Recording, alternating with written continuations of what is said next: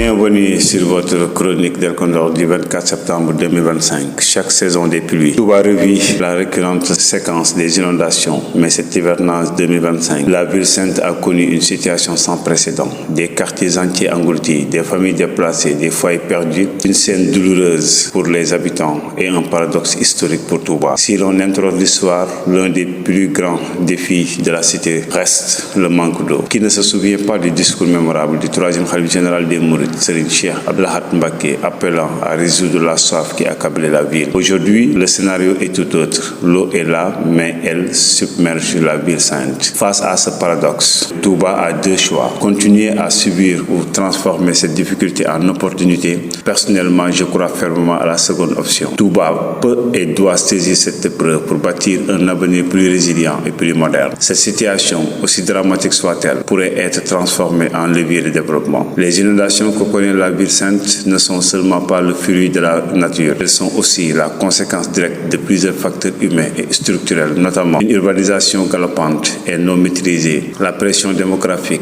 l'absence de plan d'urbanisation cohérent, le manque de systèmes d'assainissement efficaces, l'insuffisance des bassins de rétention. Il convient toutefois de reconnaître les investissements et initiatives déjà réalisés. Les khalifes généraux des Mourides, à travers les époques, ont toujours œuvré pour améliorer les conditions de vie. De son côté, l'État du Sénégal a multiplié les programmes et projets dans le domaine de l'assainissement et de la lutte contre les inondations. Ces efforts sont louables et constituent une base solide. Cependant, face à l'ampleur du défi, il est nécessaire d'aller plus loin et d'adopter une stratégie globale et structurante pour faire de l'eau une ressource utile et un moteur de résilience urbaine. À cet effet, il faudrait la mise en place d'un programme spécial estimé à hauteur de 370 milliards de francs CFA, financé sous forme de partenariat public-privé. Ce mécanisme permettrait d'alléger la charge financière de l'État tout en bénéficiant de l'efficacité du secteur privé. Un tel programme pourrait financer quelques pistes de solutions structurantes pour un nouveau visage de Touba. La construction de maisons pour reloger les sinistrés, offrir à chaque famille touchée une maison.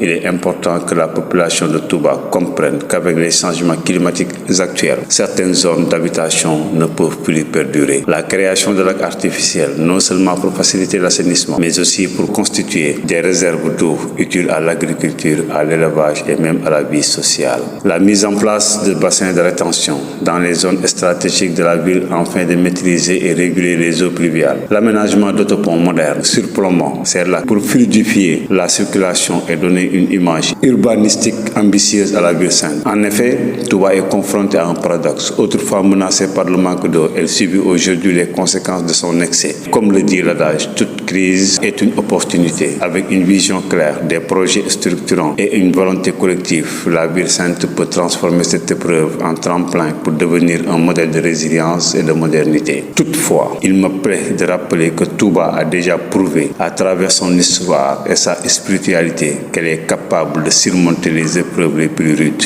Aujourd'hui, elle est à l'occasion de faire de cette tragédie une source de progrès. L'eau qui détruit peut être l'eau qui nourrit, qui embellit et qui élève. L'heure n'est plus à des complaintes, mais à l'action. À nous de transformer cette douleur en opportunité pour faire de Touba une ville résiliente, moderne et digne de son rang spirituel.